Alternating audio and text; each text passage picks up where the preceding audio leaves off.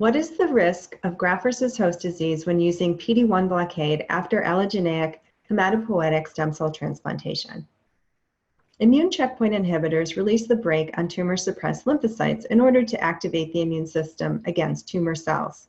In patients who are treated with allogeneic stem cell transplant, graft versus host disease can be triggered by the same mechanism.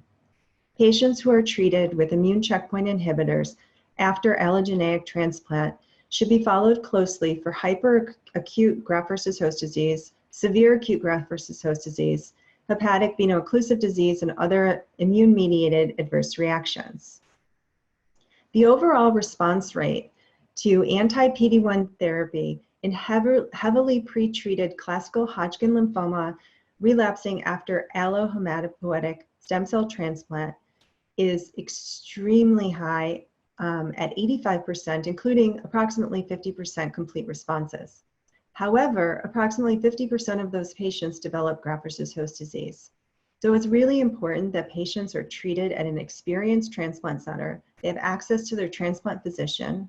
It's recommended that you start the anti-PD-1 at a low dose, which is not a typical recommendation in other situations.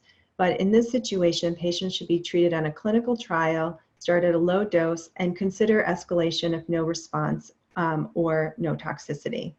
They should be closely monitored for graft versus host disease, which could be severe and sometimes treatment refractory, and has unfortunately led to some fatalities. If patients develop graft versus host disease, they should be started on methylprednisolone, 2 milligrams per kilogram per day immediately, and followed by the transplant team.